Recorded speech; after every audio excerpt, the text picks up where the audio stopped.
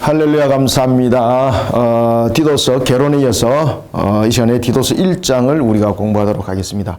자, 우리가 이제 디도서 이제 1장에는 보면은 그 사도 바울이 그 자신의 이제 사도권에 대해서 이야기를 할 때에 좀 특이하게 이야기를 하는 것이 하나가 있는데, 그것은 뭔가 하면은 택하신 자들의 믿음과 경건함 속에라는 이런 이야기를 하고 있습니다. 이 부분들은 그레데 섬에 그가 디도에게 서신을 보낸 이유와 목적이 속에 함께 담겨져 있습니다.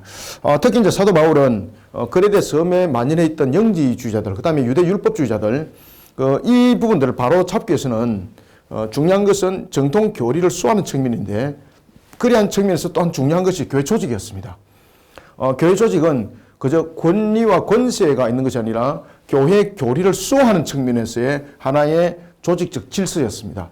그래서 사도 바울이 장로의 필요성과 그리고 또한 그런 조직들을 어떻게 구성해야 되는가, 그런 측면에서 장로의 자격을 이야기를 하고 있습니다. 그리고 이제 그 당시에는 보면은 장로와 감독이 구별되기도 했고, 직무에 따라서 구별되기도 했고, 그리고 또 하나는 뭉쳐져서 함께 진행해 나가기도 했습니다. 이제 이런 부분들이 이제 2세기에 3세기 이제 들어가면서 이제 이 부분들이 확연하게 이제 구별이 되는 거죠.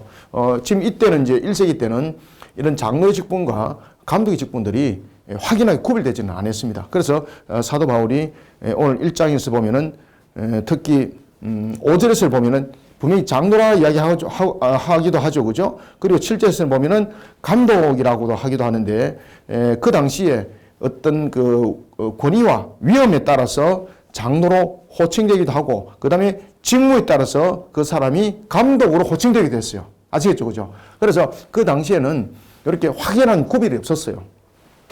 그래서 감독이라 칭호하기도 하고, 그 사람을 감독이라 칭호하기도 했는데, 장로로 칭호하는 이유는 바로 권위적 측면, 장로를 칭호를 할 때는 그 권위적 측면이었고, 그 다음에 감독이라 칭호를 할 때는 직무적 측면에서 이 내용들이 구분되어서 진행되어졌습니다. 그래서 그 당시에는 확인하기 이렇게 감독 직분과 장로 직분은 구별이 안 되어 있었습니다. 같이 합쳐서 이렇게 진행되어졌을 때에 그 사람을 호칭할 때 권위적 측면에서는 장로라 불렀고, 직무적 측면에서 또 감독이라 불렀어요. 이것이 나중에 분리가 됩니다. 나중에 이제 분리가 되어서 직분이 되는 거죠. 이 부분에서 장로와 감독이 완전히 구별되는 것을 우리가 볼 수 있습니다. 이런 부분들은 이제 2세기에서부터 확연하게 이제 드러나고, 3세기 속에서는 이런 부분들이 확실하게 이제 구별되는 측면을 볼 수가 있습니다. 1세기 때는 이 부분들이 마치 뭉쳐져 있는 것처럼 이런 형태적 구조를 가지고 있습니다. 자, 그리고 이제 디도서 이제 1장은 사도 바울이 서신을 기록한 이유와 목적이 굉장히 중요하게 작용이 되어지고 있는데, 그것은 바로 거짓된 교사들을 바르게 교회를 세워나가는 측면, 거짓된 교사들에 의해서 교회가 흔들리고 있는데, 이런 부분에서 교회를 바르게 세우기 위해서는 무엇보다도 교회에 바른 조직을 세워서 정통 교리를 지켜나가는 것이 굉장히 중요하다. 이것을 1장에서 가르침을 주고 있습니다. 자, 이때에 사도 바울은 항상 사도 바울이 서신에 등장하고 있는 것, 사도 바울이 늘 인사를 하죠, 그죠? 인사를 하면서 자신의 사도권에 대해서 이야기를 하고 있습니다. 그것은 자신이 사도로 세워진 것은 사사로움이 아니라 바로 하나님께서, 그리고 이 그리스도 예수께서 자신을 이방인의 사도를 삼았던 것, 이런 부분들을 항상 증거하고 떠나는 것을 볼 수 있습니다. 자, 목회서신 속에서 그 이야기를 합니다. 1절, 하나님의 종이요. 여기서 하나님의 종이라는 것은 무엇보다도 지도자에게 필요한 자세는 하나님의 종이라는 것을 잊지 말라는 겁니다. 하나님의 종이라는 것은 지도자로서의 그 권위가 있는 것이 아니라 항상 순종하는 자세가 필요하고, 그리고 하나님의 종이 되기 위해서는 어디에 순종할 것인가, 하나님의 바른 말씀을 지도자가 바르게 알아야 된다는 것이 굉장히 중요한 것이죠. 그래서 하나님의 종이요, 예수 그리스도의 사도인 나 바울이, 그러면은 자신이 지금 사도로 세움을 받았고, 그리고 사명을 부여잡았을 때에 나를 사용한 분이 누구인가, 바로 그리스도 예수라는 것을 그가 증거를 하고 있습니다. 하나님의 영역 예수 그리스도 사도인 나 바울이 사도된 것은 누가? 자신의 능력이 아니고 하나님이 택하신 자들 가운데서 나를 세웠다는 것입니다. 하나님께서 그를 택하셨고 아브라함도 하나님께 택하셨죠. 그죠? 아브라함의 어떤 능력 속에서 구별해낸 것 아닙니다. 아브라함도 보시면 여러분 갈대아 우르 속에 있을 때에 그의 아버지 데라는 205세 때에 그가 갈대아 우르에서 벗어나지 못하고 이제 결국은 그 생명이 거둬지게 되는데 아버지가 제사장이잖아요. 우상숭배 제사장. 그 당시에 우상을 만드는 사람들은 평민이 아닙니다. 그 제사장으로서의 제사장급입니다. 그들만이 특별하게 만들 수가 있습니다. 아무나 못 만듭니다. 그러한 부분들 어찌 그에게 자격이 있겠습니까? 그냥 하나님 택하심이죠. 다시 말하면은 나 사도 바울도 택하심을이라는 것은 내가 어떤 능력 속에서 사도가 된 것이 아니고 내가 어떤 높은 위치에 있어서 사도가 된 것이 아니고 하나님께서 택하셨다는 겁니다. 하나님이 택하신 자들의 믿음과 경건함에 속한 진리와 진리의 지식과 그래서 하나님께서 부여하신 그러한 사도권은 나의 어떤 다른 것으로 만들어진 것이 아니라 하나님께서 나에게 택하심이라는 신앙의 고백을 담고 있습니다. 신앙의 고백. 신앙을 고백하는 거죠. 1절은 이런 신앙의 고백적인 부분들을 담고 있고 또 하나는 자신이 택함을 받은 것들 그 다음에 사도로서 쓰임을 받은 것들 이것은 전부 다 누구의 택함이라는 겁니까? 그렇죠. 하나님의 선택이라는 거예요. 하나님의 선택. 하나님의 선택. 구원도 마찬가지입니다. 그죠? 믿음의 근거도 구원도 내 능력이 아니고 하나님께서 택하심이고 그 다음에 사도로서의 그 직분을 수행함도 하나님께서 택하심이고 그런 속에 나는 어떤 자세를 가져야 된다? 하나님의 종의 자세를 가져야 된다. 하나님이 그래서 이것이 신앙의 고백을 담고 있습니다. 1절은. 우리도 하나님의 종에 대해서 우리의 모습들을 세워나가야 됩니다. 그러니 항상 우리는 하나님에 대해서 겸손하고 순종하는 자세를 가져야 되겠죠. 하나님의 종이요 예수 그리스도의 사도인 나 바울이 사도된 것은 하나님이 택하신 자들의 믿음과 경건함에 속한 진리의 지식과 영생의 소망을 위함이라. 그러면은 내가 왜 사도로 됐는가 이 말입니다. 사도가 된 이유가 있겠죠. 사도가 된 이유는 어디 가가지고 좀 끝발 날리고 다른 사람에게 좀 있어 보이라 이것이 아니고 무엇을 하기 위해서? 하나님께서 택하신 자들의 믿음과 경건에 속한 진리와 지식을 그들에게 전하기 위해서 내가 세움을 받았다. 2절 영생의 소망을 위함이라. 이 영생은 거짓이 없으신 하나님이 영원 전부터 약속하신 것인데 자기 때에 자 여기서 자기 때라는 것은 우리가 왜 시간이라는 부분들이 역사 속에서 흘러가는 거잖아. 그죠? 그런데 여기서 사도 바울이 지금 자기의 때라고 말하는 것은 특정한 시간을 말합니다. 특정한 시간. 특정한 시간. 우리가 이제 특정한 시간과 일반적으로 흘러가는 시간을 우리가 이제 본다면은 두 가지 부분들이 있는데 첫 번째는 우리가 이 흘러가는 부분에 대해서 크로노스라는 부분들이 있죠. 그죠? 크로노스. 그 다음에 두 번째는 일정한 부분에 대해서 우리가 정해진 시간이 있는 거죠. 그죠? 카이로스. 철저히 하나님의 경륜 가운데 일어나는 시간들. 그것을 우리가 카이로스라고 말하는 거죠. 지금 사도 바울이 자기 때라는 것은 크로노스를 말할까요? 카이로스를 말할까요? 카이로스. 이 부분들을 말하고 있습니다. 카이로스. 이 부분들. 자기 때라는 것은 카이로스의 때를 말하고 있습니다. 자기 때에 자기 말씀을 전도로 나타내셨으니 이 전도는 우리 구주 하나님이 명하신 대로 내게 맡기신 것이라. 자, 그러면은 하나님께서 아브라함과 언약을 했잖아. 그죠?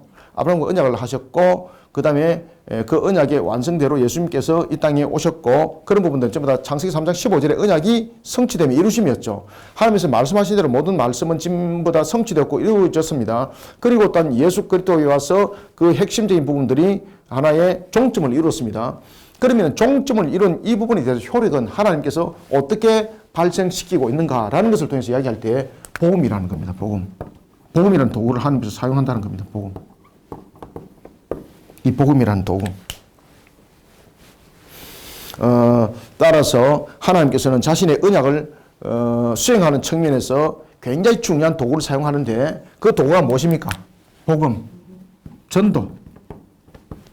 복음은 무엇을 통해서 이루어지는 겁니까? 전도를 통해서 여러분들 이루어지잖아. 그죠? 그래서 하나님께서는 하나님께서는 언약을 성취해 나갈 때에 십자가에서 예수 그리스도의 십자가에서 모든 것을 이루신 것으로서 끝나지 않습니다. 이 십자가에서 이루심에 대한 부분들을 우리가 그 값을 지불해야 되는 겁니다. 우리는 십자가에서 이루신 것에 대해서 우리는 그 값을 이루는 측면에 우리는 쓰임 받는 자로서 하나님께서는 피값으로 교회를 세웠고 성도들을 둔 거예요. 그러면 우리에게는 필요한 것은 무엇인가? 하나님께서는 언약의 성취를 이루는 측면이라는 것은 복음이거든요. 복음. 이 복음들을 이루는 성취는 전도를 통해서 나타나는 거예요. 그래서 전도는 굉장히 중요한 도구입니다. 전도라는 도구는. 이 전도라는 도구는 하나님께서 언약하신 그 신실성을 이루어가는 도구의 역할을 하는 거예요. 그러면은, 자, 제가 물어볼게요.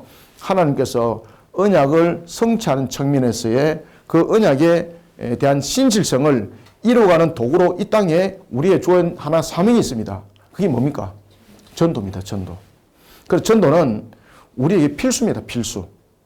내가 하고 싶고 하기 싫고 이것이 아니고 교회가 이 땅에 세워진 목적, 성도가 남겨진 이유, 그것이 바로 복음전도입니다. 복음전도. 복음이라는 것은 언약의 성취를 알리는 거거든요. 언약의 성취는 알림으로써 그것이 열매를 맺게 되는데 그 열매를 맺는 도구가 전도입니다. 전도. 그래서 전도는 굉장히 중요한 도구입니다. 이게. 그래서 사도행전이 있잖아요. 사도행전. 자, 여러분들, 이 디도스는 사도행전 28장 이전에 기록했을까요? 사도행전 28장 이후에 기록했을까요? 제가 결혼해서 이미 그 옥중에 갇힌 걸 이야기했잖아요. 사도 바울이 옥중에 갇히기 전이 사도행전이에요. 그 다음에 옥중에 갇히고 난 이후는 사도행전이 아니에요. 28장 이후에요. 그 디도스는 사도행전 28장 이후에 기록된 거예요. 그래서 사도 바울이 모든 부분에 대해서 성취를 이루는 측면에서 아주 중요한 것은 우리에게 전도라는 도구인데, 복음을 바르게 전하고 우리가 또한 바르게 전도를 하기 위해서는 교회 속에서 무엇이 필요하겠습니까? 조직이 필요하다는 겁니다. 조직이. 교회 속에서 조직이 필요하다는 겁니다.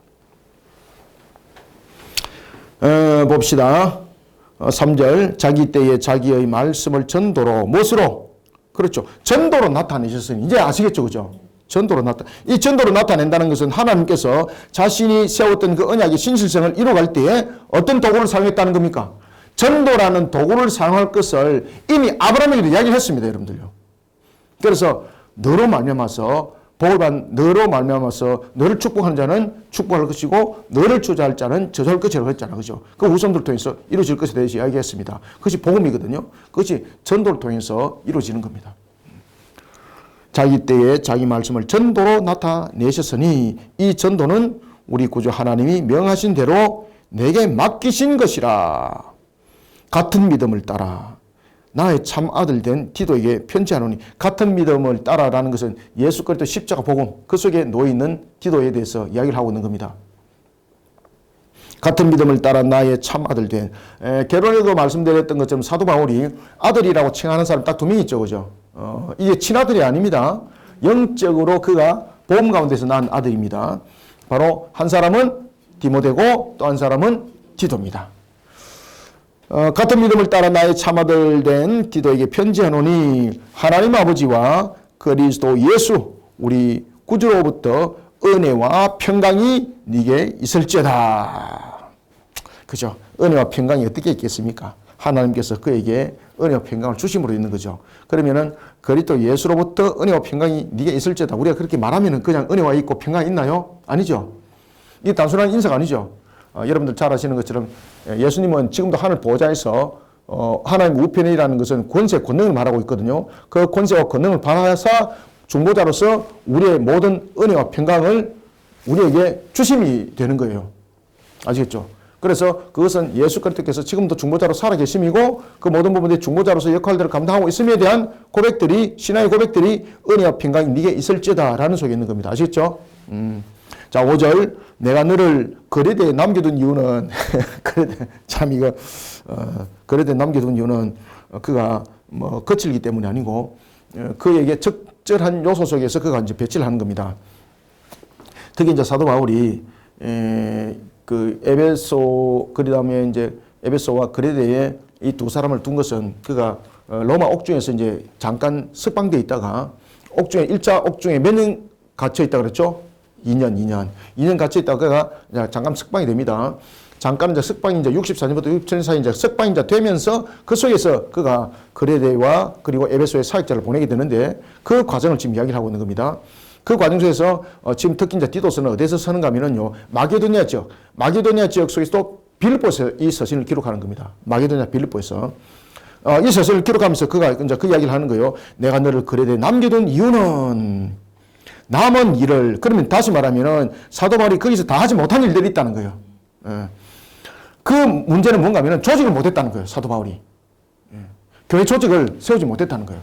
그래서 지금 디도에게 그 이야기를 하는 겁니다. 내가 남겨둔 일이 있는데 내가 다 하지 못한 일이 있다. 그것을 네가 좀 맡아서 해줘야 되겠다. 굉장히 중요한 것은 교회가 우리가 복음을 전하는 도구적 측면에서 이 문제들을 보다 더 활성화시키고 그리고 교회가 여러 가지 부분에서 또한 건강한 모습으로 나가기 위해서는 교회가 건강한 조직이 형성돼야 된다. 그래서 장로가 교회 속에 세워짐이 굉장히 중요하다. 그 이야기를 하고 있는 겁니다. 5절 내가 너를 그레데에 남겨둔 이유는 남은 일을 정리하고 내가 명한 대로 각 성에 장로들을 세우게 하려 함이니 디도에게 업무 중 하나가 장로를 세우는 일이었습니다. 그러면 장로는 왜 세워야 되는가? 장로를 세운다는 것은 권위와 권세 속에 세워지는 것이 아니라 그 당시에 그레데 섬에서 가장 활동적으로 움직였던 거짓 교사들이 있었죠. 바로 영지주의자들과 그렇죠. 유대 율법주의자들로 인하여서 교회가 휘둘림을 당하고 있는 거죠. 그러니까 이들을 바르게 가르치기 위해서는 디도 외에 또 다른 하나의 교회의 그 정신적 지도자가 있어야 되겠죠. 그죠? 그러면서 교회 질서도 세워야 되고 조직하는 것은 굉장히 중요합니다. 그런 측면에서의 세움이 장로였습니다. 그러면은 장로의 자격은 어떻게 되는가? 그래서 여기서 장로에 대한 자격과 감독에 대한 자격에 대해서 이야기를 주고 있는 것을 볼 수가 있습니다. 그러면은 장로는 아무나 세워야 되는가? 아니죠. 6절 첫 번째, 책망할 것이 없어야 된다. 여기서 이제 책망할 것이 없어야 된다는 것은요, 하나님의 법도와 규례대로 그가 신앙을 살아가는 겁니다. 여기서 책망이라는 것은 뭐 사람들로부터 책망이 아니고 하나님으로부터 책망받을 일이 없어야 되는 거죠. 사람으로부터 책망받을 일이 없는 것은 하나님으로부터 책망받을 일이 없으면 사람으로부터도 책망받을 일이 없습니다. 그래서 여기서 책망할 것이 없는 것은 하나님의 법도와 규례를 지켜나가는 자들. 그 다음 두 번째, 한 아내의 남편이 돼야 된다. 자, 왜 이제 이야기를 했을까요? 그 당시에 첩대를 막 두고 막 이랬죠. 그죠? 그리고 또한 한 남편이 한 아내를 둬야 될 것은, 한 아내의 남편이 돼야 될 것은 바로 하나님 말씀대로 지키는 겁니다. 에덴 동산에 있을 때에 아담의 아내는 누구였습니까? 그렇죠. 하와였지 않습니까? 이게 하나님께서 우리에게 정해주신 하나의 가정의 규범입니다. 가정의 규범. 가정의 규범입니다. 일부 다처가 성립이 되는 것은 이거는요, 인간의 죄의 형들 속에서 나타났던 모양이고 그 유형들입니다. 한 아내의 남편이며 방탕하다는 비난을 받거나 불순종하는 일이 없는 믿는 자녀를 둔 자라야 할지라. 자, 이게 이제 뭔가 하면은 그 사람의 자격뿐만 아니라 자녀들의 자격도 그래야 된다는 겁니다. 제가 그 어릴 때 신앙할 때, 저 지금도 기억이 나요. 그때 그 장로님이 면직을 당했어요. 면직을 당했던 이유가 그 두 사례가 있었는데 한 번은 면직을 당하고 한 번은 정직을 당했습니다. 그 이유가 뭔가 하면요, 자녀들의 문제였어요. 자녀들의 문제. 심지어 옛날에는 자녀들이 이혼했잖아요. 제 어릴 때 장로님 아들이 이렇게 이혼했잖아. 그죠? 그러면은 그 장로직을 뭐 1년 동안 중지를 시켰어요. 제가 있던 옛날에 교회에서. 그 사례도 이제 얘기를 하고 그랬었어요. 그래서 오늘도 본문에 보면은 장로들을 세우는데 장로들은 개인적 입장이 아니라 자녀들도 신앙 속에 잘 가르치는 자가 돼야 된다. 왜? 우리가 이제 이런 말 있잖아요. 그죠? 집안에서 새는 장독 밖에 나가도 샌다. 집안에서 새는 거 밖에 나가도 셉니다. 불순종한 일이 없는 믿는 자녀를 둔 자라야 할지라. 그 다음에 두 번째는 감독은. 그래서 장로는 하나의 권위적 측면이고 감독은 직무를 수행하는 측면이에요. 자, 그러면은 감독은 어떻게 되는가? 7절. 감독은 하나님의 청지기로서 첫 번째, 책망할 것이 다. 두 개 다 똑같죠. 그죠? 책망할 것이 없어야 된다. 그 다음에 감독은 고집대로 하지 마라. 이 고집대로라는 것은 하나님의 세미한 음성을 들어야 된다 이 말입니다. 고집대로 하지 말라는 것은 무슨 뜻이라고요? 하나님의 그렇죠. 기록해 놓으세요. 세미한 음성을 듣는 자세. 듣는 자세를 가져야 한다. 그래서 직무를 할 때는 직무를 감당할 때는 어떻게 감당하라? 고집대로라는 것은 자기의 생각대로 자기의 의지대로 하지 마라 이 말입니다. 직무는 하나님의 세미한 음성을 듣는 자세로 직무를 감당해라. 내가 말이지 이게 아니라는 거죠. 주께서 말씀하시기를. 그래서 항상 권면하고 책망할 때도 보면은 말씀대로 말씀으로 권면하고 말씀으로 책망해야 되는 거예요. 자기의 편가름 속에서 이루어지고 자기의 뜻대로 해서는 안 된다는 거죠. 그래서 감독의 자격은 하나님의 청지기로서 첫 번째, 감독은 하나님의 청지기라, 직무가 하나님의 청지기가 되라 그랬죠. 그죠? 하나님의 청지기. 하나님의 청지기가 되어야 된다. 자, 그러면은 하나님의 청지기로서 제일 먼저 책망할 것이 없어야 된다. 책망할 것이 없어야 되고, 두 번째는 고집대로 하지 말아야 된다. 고집대로 하지 말을 것은 하나님의 세밀한 음성을 듣고 그 자세로서 직무를 감당하라 이 말입니다. 세밀하게 고집대로 하지 말라는 것은. 그 다음에 세 번째, 급히 분내지 아니해야 된다. 이게 성급하지 말아야 된다는 겁니다. 급히 분내지 아니하며. 네 번째, 술을 즐기지 않으며. 여기서 술이라는 것은 왜 이제 술을 즐기지 말라고 이야기를 하는가 하면은, 여러분 술을 먹고 안 먹고는 그것과 관계없습니다. 그죠? 그런데 중요한 것은 술이 너무나도 취함의 모습이 되면은 신앙의 흔들어짐이 되고 이 속에 마귀가 역사하는 겁니다, 여러분들요. 그 당시에 이제 술은 어떤 역할로 감당했는가 하면은, 원래 이제 그 하나님께서 제사에 대한 부분에 대해서 이 포도주를 허락했죠, 그죠? 그것은 뭔가 하면은 치료용입니다, 치료용. 치료용이었고, 그 다음에 그 음료수가 괴했죠, 그죠? 음료였습니다, 음료. 그 다음에는 화목을 이루는 부분에 대해서, 잔치를 이루는 부분에서 화목입니다. 그런데 이것이 남용이 되어버립니다. 남용이 되어버리면 어떻게 되나요? 이것은 분별력을 잃어버린 도구가 됩니다. 분별력을 잃어버립니다. 그래서 술을 즐기지 말라는 겁니다. 술을 즐긴다는 것은 그것을 남용하여서 분별력을 잃어버리는 것, 이것을 말하고 있는 겁니다. 그러면 여전히 그 술이 치료제로서는 그 당시에 이제 그 의약품으로서는 쓰임 받았습니다. 그죠? 술을 즐기지 아니하며, 그 다음에 다섯 번째, 구타하지 아니하며, 여섯 번째, 더러운 이득을 탐하지 아니하며. 그래서 우리가 지도자로서의 그 역할들, 청지기로서의 역할들 속에서 보면은 더러운 이득을 탐하지 않아야 되는 겁니다. 그 다음에 자기에게서 8절에 보면 일곱 번째, 오직 나그네를 대접하며. 여러분, 나그네를 대접하라는 것은 또 우리가 보면은 구제 부분에서 어떤 부분이든 간에 그 부분들을 명하고 있는 것이 있죠. 그죠? 구제 11조. 특히 이제 지나가는 객들이 먹을 수 있도록 밥 모퉁이를 남겨둬라. 그리고 곡식단을 메고 가다가도 떨어진 것이 있으면 주지 마라. 내가 그것을 끄잡아내어서 지나가는 객과 과와 짐승들을 위해서 주었노라. 그리고 또 땅의 희는 이 부분들도 있습니다. 오직 나그네를 대접하며. 8절, 선행을 좋아하며. 9절, 아홉 번째, 신중하며. 10번째, 어려우며. 11번째, 거룩하며. 12번째, 절제하며. 그 다음에 13번째, 밑번 말씀의 가르침대로 지켜라. 여기서 여러분, 밑번 말씀은 뭘까요? 여기서 밑번 말씀이라는 것은요, 믿음의 말씀대로라는 겁니다. 믿음의 말씀. 그래서 여기서 밑번 말씀에 대한 부분들은 뭐로 쓰고 있는가 하면은 피스톨로그,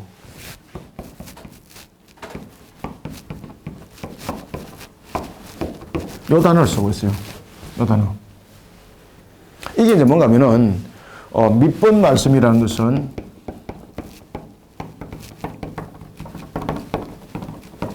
믿음을 바탕으로 가지고 있는 말씀. 아시겠죠? 그래서 여기서 믿음의 말씀을 뜻합니다. 믿음의 말씀. 그래서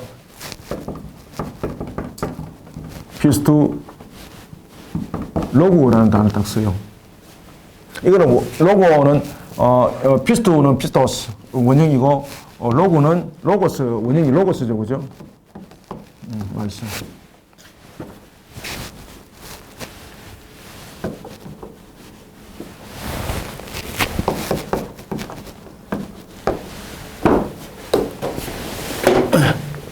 그래서 밑번이라는 것은 밑번 말씀이라는 것은 믿음의 말씀입니다. 믿음의 말씀.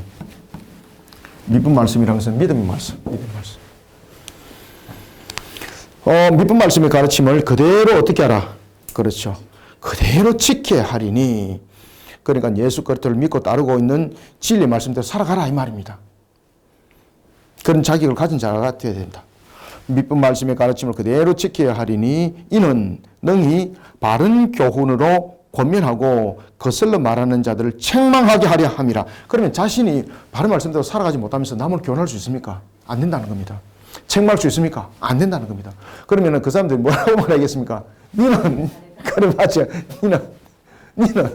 니나 잘해라. 뭐 이래 되는 거죠, 그죠? 그럼 이제 이게 뭐가 되는 겁니까? 완전히 그냥 죽도 밥도 안 되고 그냥 속된 말로 말하면 개판이 되는 겁니다, 이거. 자, 10절. 불순종하고. 자, 여기서 이제 불순종한다는 것은 자기의 사상대로, 자기 고집대로 하는 거죠. 그죠? 불순종하고 헛된 말을 하며 속이는 자가 많은 중 헬라파 가운데 특히 그러하니. 그래서 왜 이제 이와 같이 장로를 세워야 되고 감독의 직분을 감당해야 되는가 하면요.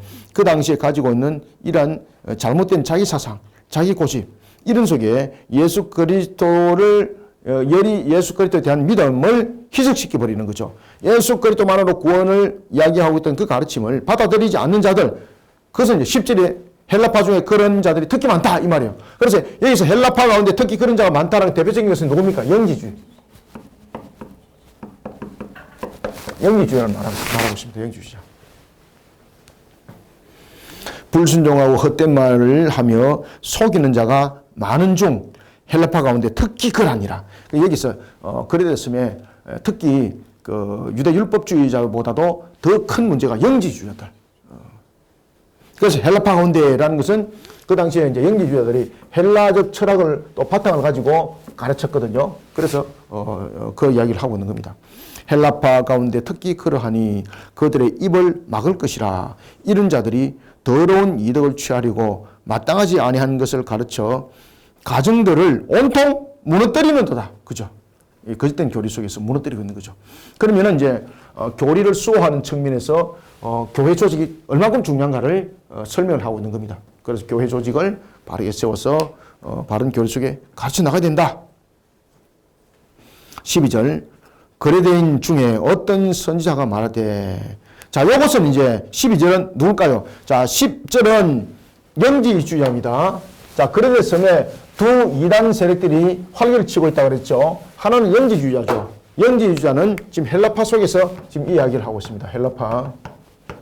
헬라파 속에서는 영지주의 이단을 말하고 있고, 그 다음에 자, 여기서 또 보면은 무엇이 나오고 있는가 하면은 거래대 12절 거래대인 중에 어떤 선지자가 말하되 거짓말쟁이라고 말하고 있죠. 그죠? 거짓말쟁이. 이들은 누굴까요? 유대 율법주의자들. 유대 율법주의자를 말하고 있습니다.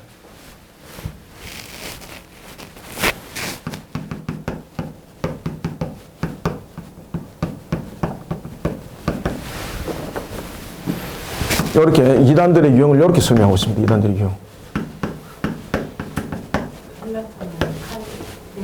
헬라파. 아, 할레파. 죄송합니다.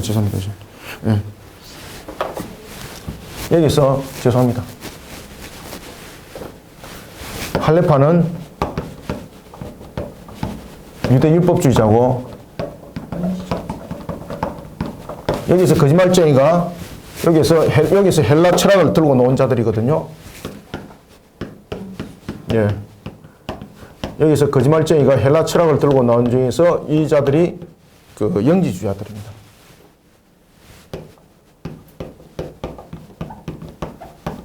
제가 여기서 아까 전에 그 헬라파 이야기를 했는데 제가 쓸 때 좀 잘못 썼습니다. 자, 할례는 율법주의를 강조하는 유대 율법주의자들이고, 그 다음에 이제 거짓말쟁이는 헬라 철학을 앞세웠던 영지주의자들을 말하고 있습니다. 예. 자, 10절 불순종하고 헛된 말을 하며 속이는 자가 많은 중 할례파 가운데 특히 그러하니 그들의 입을 막을 것이라. 이런 자들이 더러운 이득을 취하려고 마땅하지 아니한 것을 가르쳐 가정들을 온통 무너뜨리는도다. 12절 그리대인 중에 어떤 선자가 말하되 그리대인들은 항상 거짓말쟁이며 악한 짐승이며 배만 위하는 게으름뱅이라 하니. 자, 이게 이제 무슨 말인가 하면은 그 당시 이제 거리대 호체에서 나타나고 있는 것처럼 사실은 이제 이 거리대 섬에는 보면 범죄자들이 유배를 당했던 곳이죠. 유배를 당하던 곳이다 보니까 전통적으로 굉장히 부도덕한 사람들이 많았습니다. 그러니까 거리대 중에서 어떤 선자가 말하다라는 것은 그 당시에 이제 그 주전 600년 전에 실질적으로 그 한 사람이 거짓말쟁이가 있었습니다. 그가 누군가 하면은 에피메니데스입니다. 에피메니데스.